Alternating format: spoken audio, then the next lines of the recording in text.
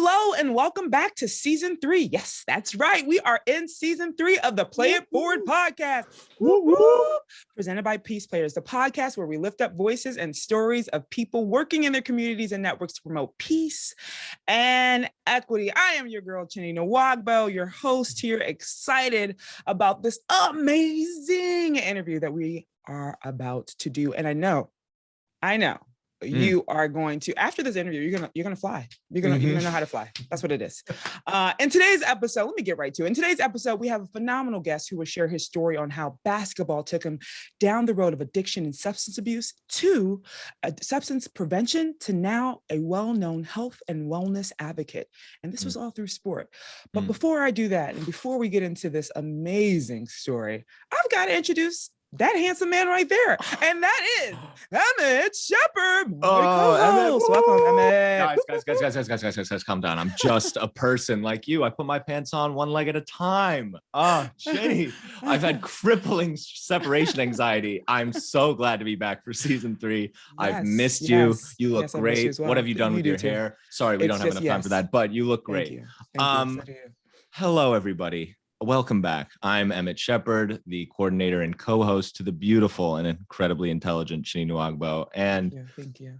Chinny, as you know, and the people will soon find out, this is a dream guest of mine, from just a dream person in all aspects, from where I grew up to modeling my game after. This is a person who I cannot believe is taking the time out of his day to talk to us. So without further ado, please tell the people who we're talking to today. Absolutely.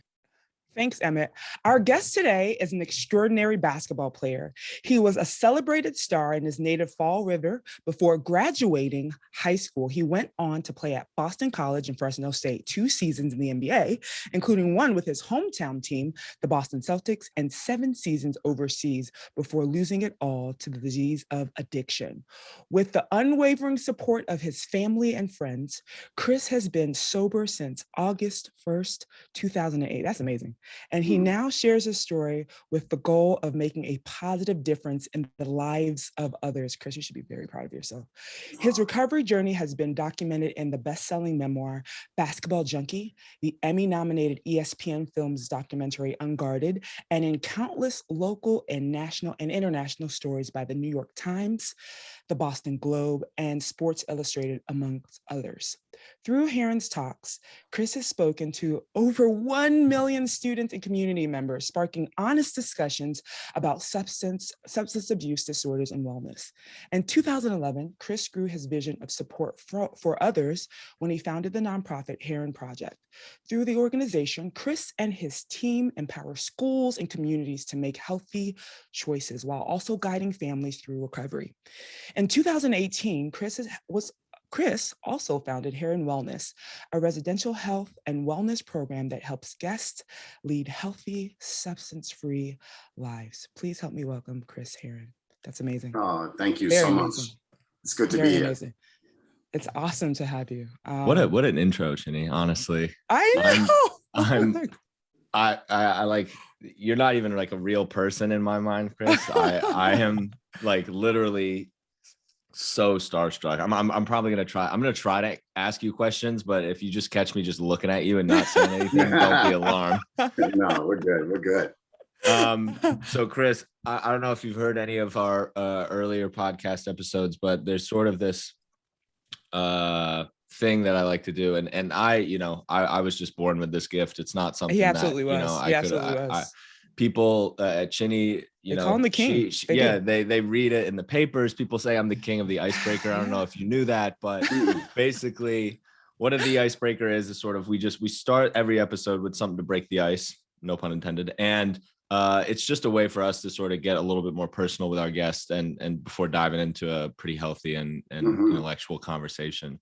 And so without further ado, no round of applause needed here, but no, if you like, it's the crowd applause track will come in the background in post. But what's the best piece of advice you've ever been given in your entire life? I love this question. That's big, right? Because there's been some moments in my recovery that I believe were unbelievably pivotal, and where that advice came in at the exact right time to challenge me and keep me focused. But, you know, one story that really resonates is I was going to the same NA meeting every morning for about 6 months. And at the time I was probably 8 months sober. And I would walk into this meeting every day, and my self-esteem and self-worth was so shattered that I always sat and I always like just stared at my feet, right? Like my neck was always down and I was always facing the ground. But for 6 months, I sat across from this woman who, she was in her 50s, and she always had like her work stuff with her. She worked construction. So she had her hard hat. She had like all her gear. And every day I would take time and I would smile at her, but then I would go back down to staring at my feet. And again, after 6 months of going to this meeting, this woman walked up to me as I stared at my feet, and she grabbed me by my face real gently. And she picked my head up and she said, "I can't help you if I don't hear you." Oh, yeah. And that was the moment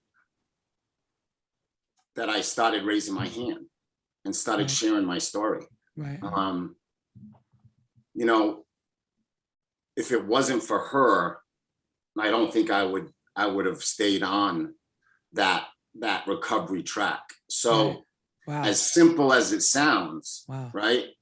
It's not simple. Opening your mouth and sharing your stuff, you know, it's like an Iron Man, right? I mean, Right. it's an emotional Iron Man. But her encouragement, the side story to that is my mom died at a young age, and she lost her life to cancer. And there was something about this woman that I just associated my mother to. Right. Right. Right. And, you know, it was like my mom was speaking through her in a sense that day. Yeah. So, you know, that was a moment in my life where it was a beautiful beginning. Yeah. Yeah, that's amazing. Because it's one thing you're saying, right? That you have to open your mouth to be heard, and also you have to open your mouth to get the help that you need. Sure. But it's also her action is that space where a lot of people, we just all want human connection, and her seeing you that day, her seeing you enough to say to you what you have to say matters can change your life. Yeah. And it did. I mean, you know, that moment changed me. Right. You know, because, you know, and it's not for everybody, right? Not everybody can identify with this, but, you know, when you're a month sober, 6 months sober, a year sober, and your self-esteem is so shattered, and your self-worth is compromised. Right. And that every time you speak, you sound stupid. You know, every time you say something, you're like, wow, that was horrible. Right. You know, that self-talk is so important, challenging, right? That it caused me to isolate and not even say a word about anything and just pretend. It's funny too, because the self-talk is also the same thing that makes you phenomenal at what you do in your sport. So it's like that. Those are polar opposites, right? You can have this self-talk that makes you this king and this queen, and then you can have that same self-talk that destroys your existence. And and that's what I was facing, right? That's what I was facing that at that moment in my life. And, you know, this NA meeting was every day, 7 a.m. And that was my kickstart. That was like my foundation in my recovery, you know, 13 and a half years ago. That was the spot that I woke up and went to every morning. But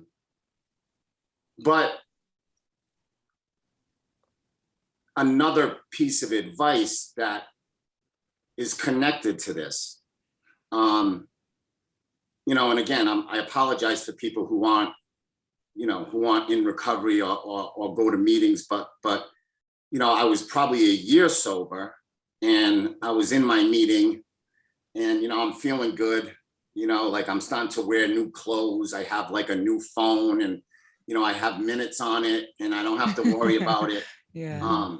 So I pulled my phone out of my pocket, and I was like looking at my phone during a meeting. And this old timer walked up to me and he said, how would little Christopher and Samantha feel if they looked in the window and saw you staring at social media? Right. So carry your children, carry the people who love you everywhere you go, like they're watching you. 100%. And, that type of mantra for me completely kind of immediately challenged me in my recovery. Yeah. Absolutely. Yeah. It's phenomenal. No, I just love that you mentioned that, and we can talk like that. You mentioned that there's just so many pivotal moments that have to happen and sort of that are out of your control in terms of getting you in the right place at the right time with the right people, that there's so many moments where people have given you totally life-changing advice, sort of. Yeah. And I love how, and me and Chinny decided that we didn't really want to dive into sort of Unguarded and your story, because you spent so much time talking about it, and we sort of wanted to focus on aspects of that story and sort of the fallout is a negative word, but sort of what came to fruition after stuff like that. But just seeing the immense amount of power that family and just, someone who loves you unconditionally like your wife, it carries through, obviously, throughout the documentary, but clearly after that documentary, like they're still with you, kind of thing, Yeah. I mean, listen, my wife and I kind of joke about it. And, because at 14, coming up on 14 years sober, we're at a place where we can start to attach comedy to some of our right. But, the reality is we've been married twice, right? Like the first 10 years of our marriage, opiates, dominated those 10 years, that decade, and now the last 14 years, it's recovery. It's completely different. And, I just thank God that she was able to kind of manage that decade and wait for me to find myself. Right. Because 24 years of marriage, the reality is we just, celebrated, our 14-year anniversary in recovery. So, it's funny. There's two things I want to say that I'm just getting right into this question, but I often say that I may come as one, but I'm a representation of thousands of ancestors who've come before me to pave the way to ensure that I am here. So I can resonate with that. If your kids were watching, what would they think? You are a representation of that family. And the other thing that I want to say is your wife is thebomb.com. And oftentimes in society, women are asked to carry such a load on their shoulders. And in this case, this was whoever she is. I want to meet her. So just tell her I said she's thebomb.com. But moving right into why you're here. So Chris, I just want you to know that from watching your 30 for 30, I know, and I want to say I watched it over and over again, but I know that you're the youngest and the most talented of 3 generations of local heroes that found redemption and personal fulfillment through the game, but only after it led you down the road of alcoholism and drug addiction that nearly killed you. But I think the thing that like blows my mind, and I'll say why, is I was a pro athlete as well, and I played overseas for 11 years, and I know that love that comes with being a basketball player. I know the love that comes with that game, that hunger, that dedication, that drive, that passion, and the time you devote to being great, and that little bit of craziness that you have to have in order to be great. And I watched Unguarded over and over again.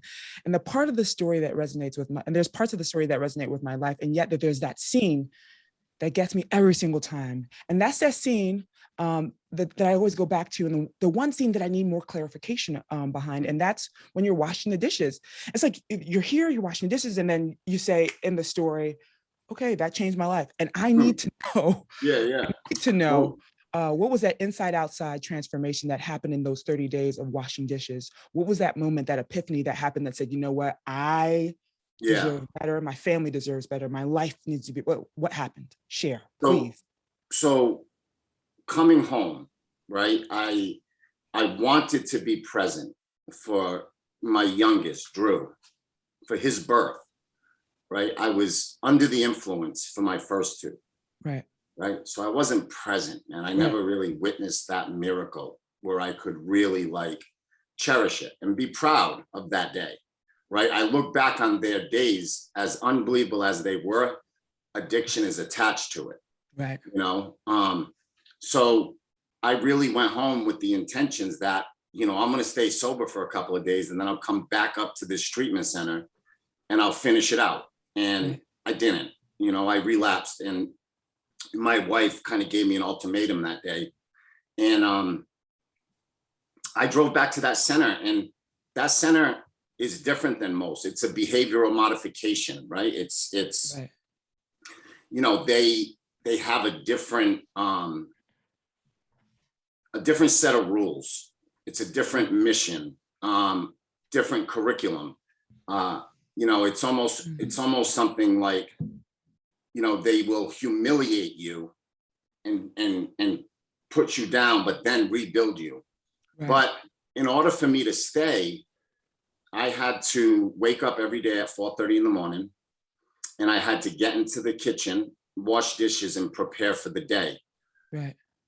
I stayed in that little room for about 18 days. 18 days from 4:30 to 10 o'clock at night. I'm just in there washing dishes. And now I'm living there with 96 people. Right. So breakfast, lunch, and dinner, these men would walk up and just throw their dishes into my little cubby hole for me to Right. wash. Right. I had no contact with the outside world. Right. I had zero contact. So it was the first time, it was really the first time I had no distraction. Got it. You know, like, Sorry. I can't play the game. I can't play like it's gonna be cool, it's gonna be great. Like, I gotta face me in this little Right. room right now. Mm. And that's the moment when, you know, I said to myself, like, you're either gonna shoot 1,000 jump shots today or you're not. Right. And from an athletic standpoint, recovery is no different, man. You gotta show up and put work in. Right. You know, and the ones who put work in are good at it. You know, the ones who put work in inspire others, right? So I was like, I associated my recovery with my athletics, and I was like, put the work in, man. Show up early, hang out after, and do what's asked of you, and do more than that. And when you don't have nothing to do extra. Got it. So Phenomenal. so all of that kind of that being in that room in the pot sink washing dishes, it was just like one of those moments where, you know, it's really be a dad that they deserve or just cut loose. Right. Yeah. Phenomenal. Chris, I'm from Western Mass. Like, I'm born and raised in a small town, Williamstown. I don't know if you know it, but you know, you're just the fact that I can see you and talk to you. I saw you speak at MCLA, Williams College, at the Boys and Girls Club in Pittsfield. Like, for all, I can speak on all small town, you know, and I played basketball. I played at a small, you know, crappy D3 school. But, you know, just to speak on behalf of all small town Massachusetts basketball players, you're just this like mythical figure, and just like being able to hear you speak, and now just being able to have a chance to talk with you. I have to get this out. It's just like it's a real dream come true for me. And like, I'm my voice is shaking because you're just like such a large presence in where I grew up. And you know, so the doc sort of speaks for itself, but I really want to just hear sort of, you know, you start the Herren project in 2011, and then the wellness, you know, in 2018. And you know, I'm curious, does that sort of, how long, in what stage of your recovery does that sort of light bulb moment go off for you to want to do this? I know obviously there was a point in the doc where you say like, all right, I've been sober for a little bit. Now it's time to make money and sort of help my family. Like, what should I do, kind of thing. But I'm just curious, sort of, if you could elaborate a little bit more on the ethos of those two projects. And then also, is there a pot sink at the Herren Wellness? Do you have that or no? So, listen, there's one thing that I'm really proud of in my life, and that's my recovery, right? Mhm. Like, I don't care what anybody says. Like, they say, be wary of ego and stuff like that. Like the right ego, right, is present around my recovery. I love it. I love what it's done for me. I love what it's Right. done for my family. Like, it's completely changed us. Right. And the fact that Chris Mullen and his wife were there on the other line and said, while you're laying in the hospital bed trying to figure out, A, when you're going to get high again, or how you're going to get out of this hospital, they arranged for me to go to that place. And once I went to that place, I was probably like 4, 5, 6 months in, and I was like, I want to be somebody's Chris Mullen. Mm-hmm. Oh, nice. You know what I mean? Like, I really want to be able to see, like I said, like, it's going to be really, really, really gratifying for the Mullen family to sit back and watch, me evolve, grow, and be a father. And I wouldn't be there if it wasn't for them. So I said, I want to do it. I want to be somebody's Chris Mullen. Mm-hmm. And Herren Project was formed. And, Nice. we just celebrated 10 years. Congratulations. Yeah. And we've scholarship 2,700 people, Okay. so we've given around 7 million in scholarships. Wow. We're in every state across this country. I mean, we're the lifeline for some people, who are struggling, and, we're proud of that. So, I've exceeded my goal, right, to be somebody's Chris Mullen, but everybody every day deserves a Chris Mullen. Absolutely. Mm-hmm. 100%. Everybody deserves someone there to kind of extend their hand and pick them up a little bit. And we have And that. We have a Chris Herren. Yeah, that's how Herren Project was formed. And Right. and then I was around 9 years sober, and I was like, I want to challenge myself a little more. Mm. And my wife and I, we bought Herren Wellness. Nice. We're not in a position financially to just throw something at something and see if it worked. Right. We pushed our chips in. Mm-hmm. And and now we just celebrated 4 years. Congratulations on that as well. Yeah. So, hundreds and hundreds and hundreds of families felt that they could give me and the staff the responsibility to kind of rebuild. Got it. And that's an unbelievable honor. Yeah. When I see like a dad walking his 19-year-old daughter on my property, and like this man is passing her off to me Right. and my staff, Because he believes. like, that's an unbelievable honor, and it's a responsibility. So, I have a front row seat to witness miracles, right? And that's what's up. Yeah. Right. Like, I see children drop off their parents completely broken, Right. and then a month later they're like doing piggyback rides, and Right. the family's back. So Very inspiring. to be able to witness that is huge. Yeah. Chris, We have- what, like, just like a common thread, it seems to be throughout everything, is just like you have an athlete mindset towards everything, and sort of just this like incredible drive to be in your form of recovery. At one point you were just like, if you have an athletic mindset, you get better. And it's the same with the Herren Project and the Herren Wellness. It seems like, but my final question that I have is just sort of like, and now you've sort of gone this full circle moment of coaching basketball now, and sort of attacking everything that you do with immense passion and like care and gratitude, and sort of, basketball for you obviously is sort of a trigger, and also this means that of changed a your lot life. of who you are. Yeah, Right. exactly. And sort of, I'm curious, just, is that dynamic still sort of conflicted internally, or is it more so just, back to your roots of just loving this game and being able to separate the two, kind of thing? Yeah, That's a no, I'm great more of a question. tennis player. I'm more of a tennis player. Yeah, you know, like I growing up, I had this unbelievable admiration for individual sports, Right. right? Like on a bad day, I could give up the ball to somebody else. I can say to the coach, like, take me out. Tennis Right. players can't get subbed. You know, Right. boxers they can't have a sub. Right. So it's a real you versus you type of mentality out Right. there. But again, and you know, I'm at Herren Wellness right now, and I was just walking with a guy, you know, mid 40s with children, and he's a former athlete, and I was like, you have to make that applicable. Right. You know, that mindset, right? Yeah. Like I said, like if I could go into a gym and shoot at a rim for 3-4 hours a day, I sure as can go to a AA meeting and connect with a couple of people who are going to enhance my recovery, right? That's going to protect it, enhance it, build on it. And, you know, that's the mindset that I've had from the get-go, you know, like, you know, the meetings are the gyms, you know, and it's what I do when I leave those meetings, how I carry myself, the people I surround myself with. Like, I wasn't fortunate.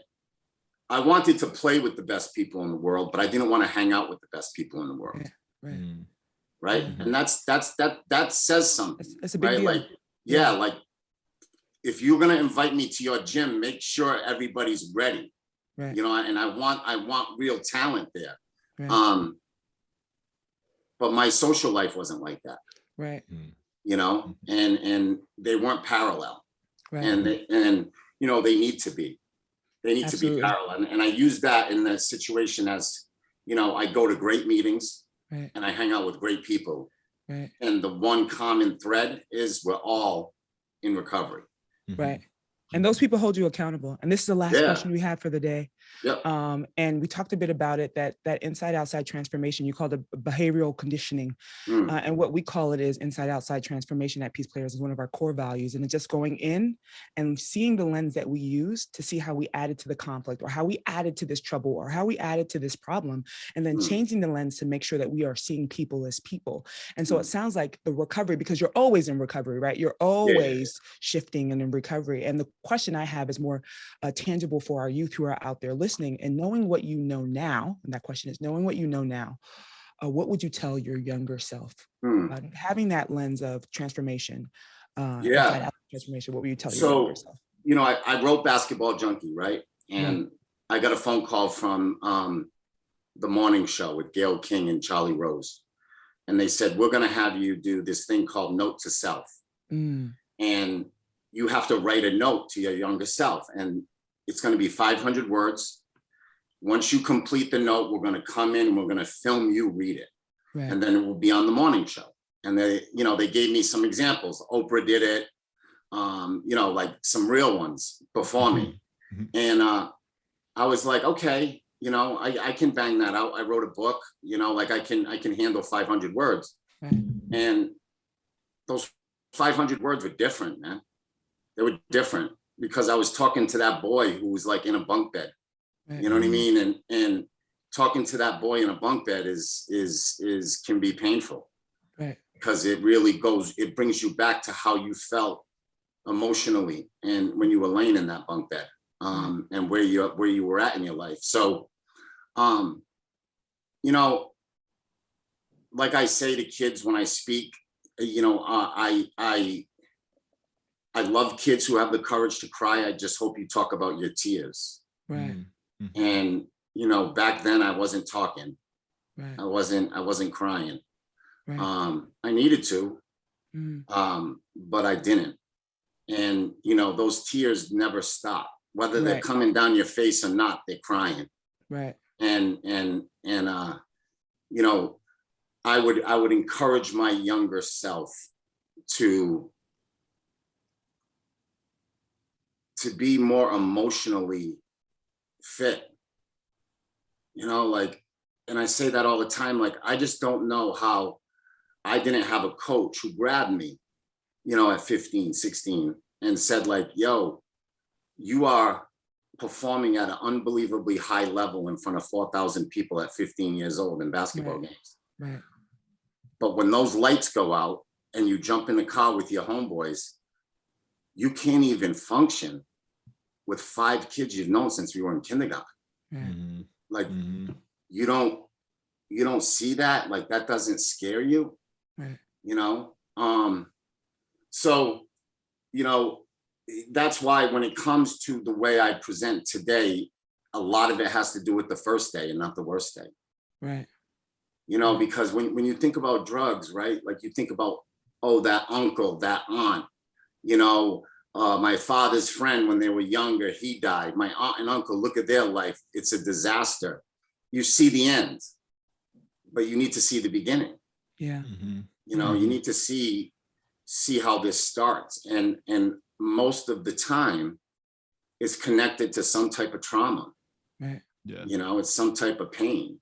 Right. And, you know, that's why it's really sad, you know, that in 2022, that wellness, you know, isn't a core class in our school system. Exactly. Exactly. You know, like we're not giving our children the tools to communicate. Right. You know, so people often say like, you know, why don't you say something? I don't know how to. Right. Yeah. Right. You know, like I don't know how to say something. Number one. Number two, who do I say it to? Exactly. Yeah. Exactly. Yeah. And number 3, how do I say it and make sure that I'm not judged? Because I may be judged. Yeah. But yes, I love yeah. that. I love that. Give it. So you would tell your younger self to give yourself the space to be emotionally vulnerable. No Do you doubt. And that still makes you strong. Thank you so you much. think I appreciate you. Do you think we're in the right direction in terms of youth and sort of, you know, that there's a stigma of especially amongst young people of not being emotionally fit because we want to keep this image of being cool or this likeness about the crowd? Do you think sort of through sort of this cultural wave of mental health among athletes and stuff that pendulum is shifting, or do you think we still have a long way to go? Yeah. Definitely shifting. No, it shifted. Simone Biles, you know, that was a monster moment. I know. It You know, was. like, you know, that girl deserves a gold medal every day for the rest of her life. For the rest of her life. I agree. I agree. For her to walk away the way she walked away, it spoke volumes. 100%. You know, and what's sad is you think of all the gymnasts, all the athletes that were at that breaking point and didn't have a place to voice it, and they broke. Yeah. You know, and Simone Biles, you know, said, I'm not emotionally fit enough to do 5-6 flips in the air in front of a lot of people with a lot of TV cameras in front of me. Like I'm not there. Right. So that stigma, we've made progress, right? We definitely made progress. I think we're going in the right direction. I think more can be done. And that's why conversations like this are so important. Absolutely.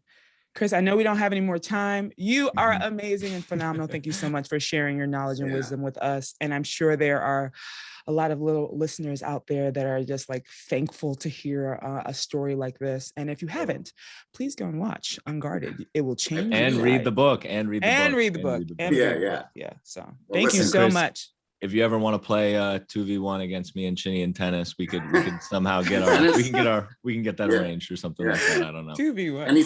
Anytime you want to come down here, you know, the wellness center, we have tennis going on all day. Oh, I'm so ready. Okay. I'm so ready. So you come ready, come prepared.